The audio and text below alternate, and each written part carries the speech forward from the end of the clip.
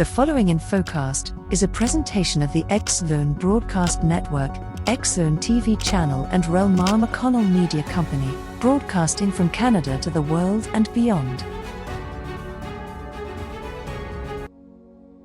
Alien abductions. What explains this phenomenon?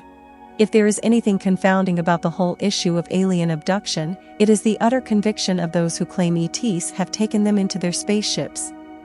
Usually during sleep. Usually to perform illicit sexual experiments, as in the hilarious Saturday Night Live skits like this one with Kate McKinnon, Cecily Strong, and Ryan Gosling. For many people, millions in fact, this is serious business. How come? In the US, the first popular story of abduction by extraterrestrials was that of Betty and Barney Hill. The couple from New Hampshire claimed to have been kidnapped into a UFO on September 19, 1961. The Hills' account, however, is the second abduction story that became world famous. The first is from 1957 and centered around Antonio Villas-Boas, a farmer from rural Brazil. A sensationalist video about the case can be seen at this link. Since I grew up in Brazil and live in New Hampshire, I'm naturally curious, and no wonder some of my research is on astrobiology and the origin of life. Accounts of alien abduction. According to Villas-Boas, on the night of October 16, while he was plowing fields with his tractor, he was taken into a spaceship by a group of ETs measuring about 5 feet tall. He was put in a room and saw gas coming out of the walls. The gas made him very sick. Then, a very attractive female, naked, with long platinum blonde hair, fire-red pubic hair, and deep blue cat eyes, came and forced him to have intercourse. According to Villas-Boas, her intentions were quite clear: to produce a human-alien hybrid that she would raise on her planet.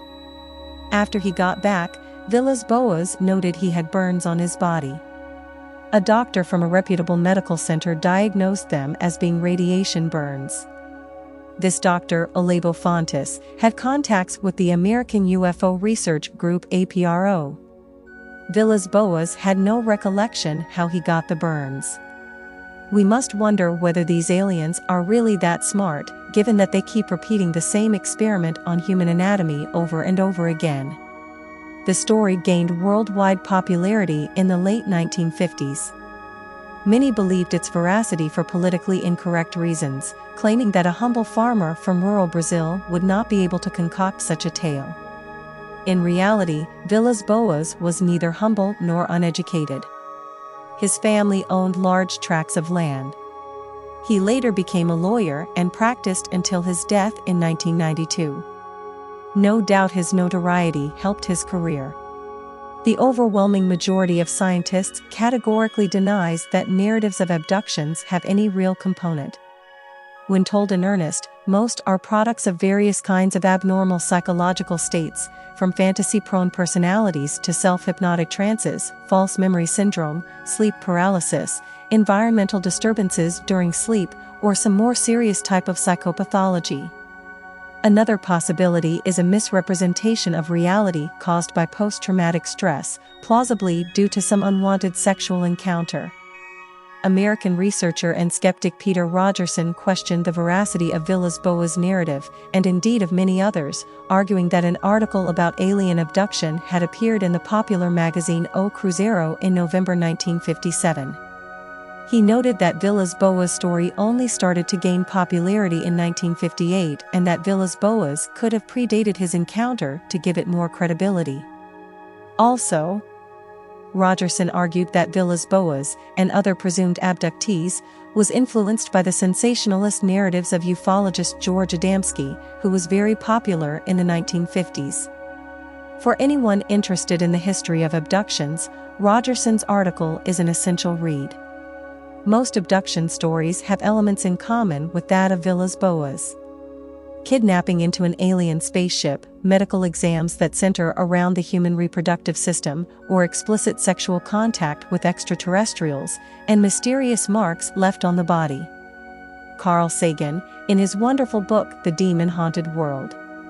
Science as a Candle in the Dark, brings these elements together, arguing for a connection between what abductees say now and what narratives of mysterious sexual night encounters have been saying for ages. There are mythologies dating back to Sumerian folklore of 2400 BC in which a demon in either male or female form seduces people in their sleep. Saints Augustine and Thomas Aquinas wrote of the incubus and succubus demons that come during sleep to have sexual relations with unwilling humans. Similar stories appear in cultures across the world. Villas-Boas Platinum Blonde sure fits the bill. Reality check. The nearest star to Earth is about 4 light-years away. Our fastest spaceship would take some 100,000 years to get there. If intelligent aliens exist and came here, they must have technologies that are beyond anything we can imagine because they must be capable of 1. Fast interstellar travel, 2. Passing undetected by radar, and 3. Leaving without a trace. The feats are even more spectacular considering there are thousands of abduction narratives and UFO encounters, a topic that has been making headlines recently. On the other hand, we must wonder whether these aliens are really that smart, given that they keep repeating the same experiment on human anatomy over and over again. Can they not figure out human biology? Or do they just have a perverted side? And are there different aliens coming to Earth? If so, how many species are out there, fixated on us?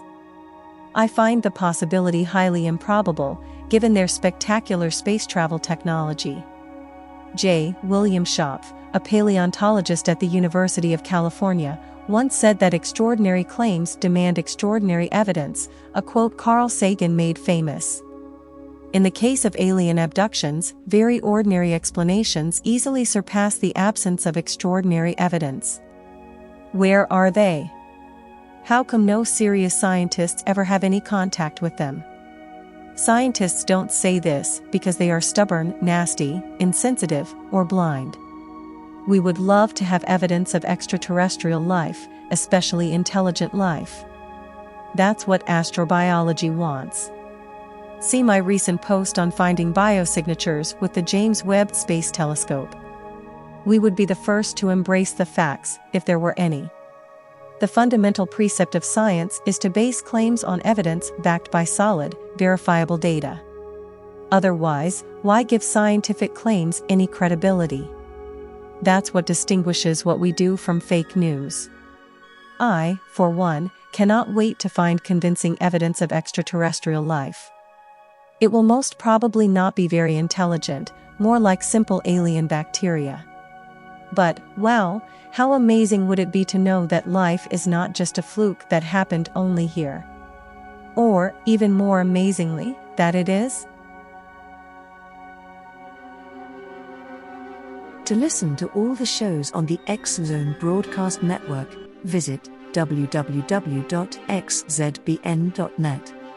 To watch the X Zone TV channel, exclusive to Simul TV, visit www.simultv.com, channel 32.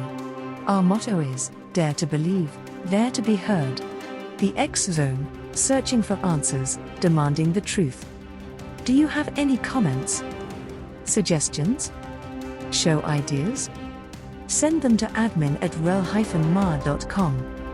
For Relmar McConnell Media Company in London, England, I am Brooke Maguire.